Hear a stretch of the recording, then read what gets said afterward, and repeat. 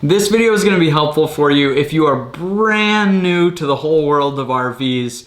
You'll see so many different types and names thrown out there that I want to take just a minute and explain some of the general classes of RVs or campers and why it is that we have such a complicated naming system for them. If you're more experienced, then you'll probably know most of this information.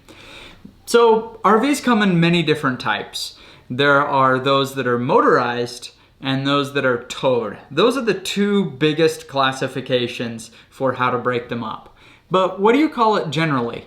Well, I think the best general word is RV, or recreational vehicle, that covers kind of both. But sometimes people say RV and they really mean a motorhome, a motorized recreational vehicle. So that word can be a little bit complicated. Now, camper also kind of applies to everything. Sometimes people use that word for just generally this area of vehicle, but more often than not, that applies to a travel trailer, something that's towed behind a truck. So the whole naming scheme is crazy, but RV is probably our best general term. So now let's go through the different types of RVs that there are, and I'll give you just a couple quick highlights so that you can recognize what each one is. First, let's talk about the motorhomes. Motorhomes are broken up into three different classes. There are the Class A, Class B, and Class C. Finally, a naming scheme that makes somewhat of sense. So a Class A motorhome is something that is, it's essentially a bus that is made into a living quarters. These are definitely the most expensive type of RV. It's something that a full-time RVer generally is going to lean toward a Class A, so you don't have to worry about towing things. They have the big window up front. The driving experience is excellent inside of a Class A. Next is a Class B. A Class B is really just a big van that works for camping, and we'll have some of the basics, a small kitchen, sometimes a little bit of a bathroom. These are for people who want to be light and agile and move and go around to lots of different places. You see the stereotypical millennial couple that moves into a camper van and goes all over the country. Then a Class C. A Class C really fits the same purpose as a Class A. It's a larger type of recreational vehicle.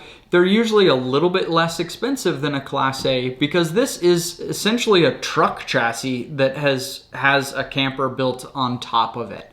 And so you'll see a cab over on top of a Class C. So there's a little living quarters that comes over the top of where you sit down to drive. That's how you immediately recognize a Class C, is when it has that little cab over portion, rather than a Class A that's more like a bus. It just goes straight up in the front. So those are our general types of motorhomes, those that are motorized. Next, let's move into the pulled campers, or the towable RVs. The most common one is a simple travel trailer. A travel trailer is generally hard-sided. They can go anywhere in price from, $7,000, $8,000 for a general one, all the way up to crazy amounts of money, but generally about $50,000 is about as high as a travel trailer is going to go. Travel trailers, within that, has several different classifications. One, the traditional hard-sided is definitely the most common, but then you also have pop-up tent trailers. These are also towed behind a vehicle, and they are really low. They're great because they're super lightweight. You can pull many of them with just a simple SUV, and they can fit in a garage bay. You don't have to have a separate storage area for them. And then they pop up just like a tent on wheels. And then there are also hybrids of a travel trailer and a pop-up tent trailer, where it's mostly hard-sided, but then it has some canvas pop-outs for some of the sleeping quarters. Advantage of this is you get usually queen-size beds all around. They're still pretty lightweight, a little bit lighter weight, and you get the extra space. The downsides are you're dealing with some of the canvas parts. If it's raining, you gotta air it out. It takes another minute to set up, things like that. And it's not very good for insulating noise because of those canvas areas. Then within the travel trailers, one that really stands alone is the Airstream. The Airstream is the very expensive kind of travel trailer. They start at $50,000 and go way, way, way up. They're super nice, have tons of windows in them. The metal enclosure means you don't really have to worry very much about leaks, which are common with RVs. They do ding on the outside, which is a negative to them. But they're the kind of thing that, you know, even if it's 30 years old, somebody's going to want to buy it and we'll renovate it and make it nice again. They're very well regarded in the industry. And then there are also teardrop trailers. These are named because they often have that teardrop kind of shape to them, but they don't always have that kind of shape. They're very small, very lightweight towable. Some of them you can even tow behind a car, and they're really suitable for one person in them. You could squeeze in two, but they're tight. It's just basically a sleeping bag on wheels that has a roof for you.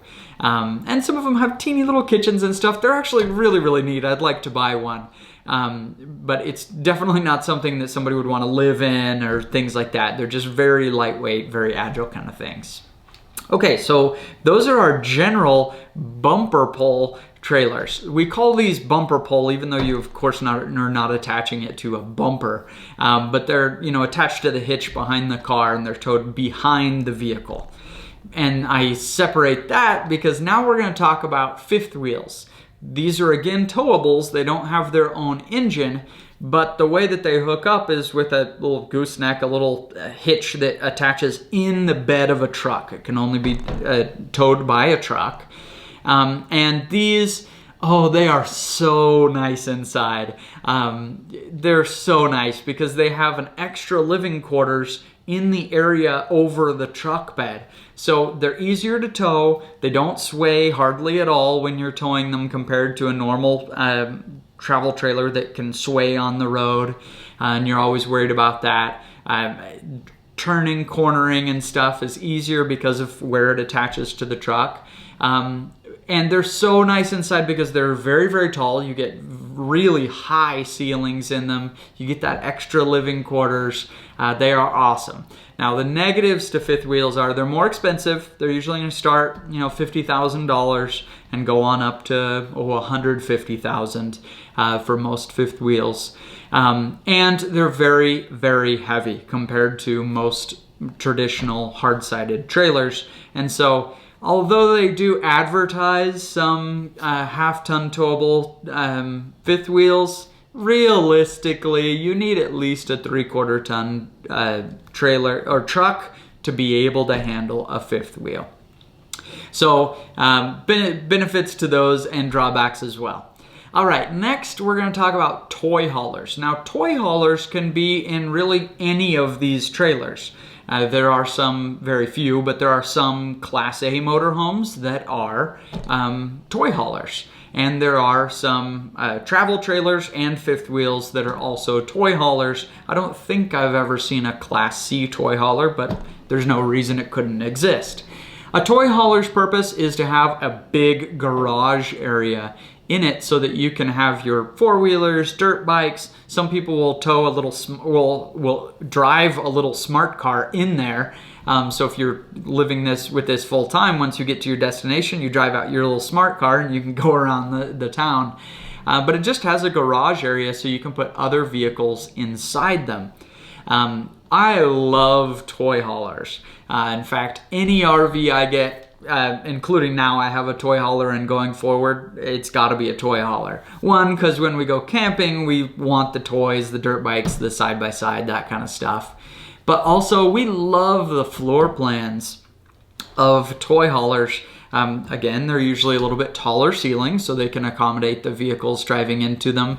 And they're just big and open with fewer tight confined areas because you got to fit a vehicle in there. And for a family, we really, really like that, especially because they almost always will have a drop down bed. So it's one extra loft bed in there. So for us, they're a really, really great floor plan. But again, they can be in any style of RV.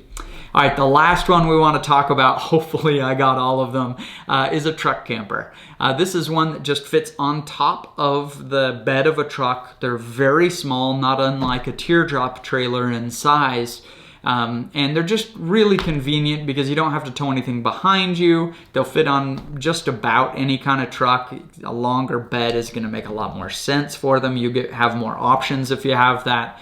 But they're light, you know, for guys going hunting for the weekend, something like that want to be able to maneuver up in the mountains and stuff, want a comfortable place to sleep. A truck camper is an awesome way to go.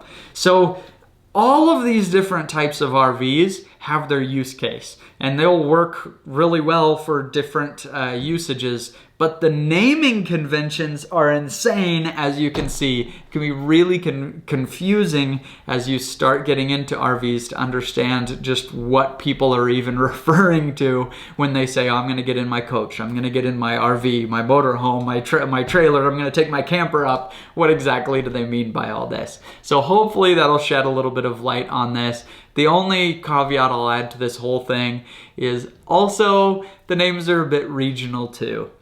You'll see people in other countries calling them caravans.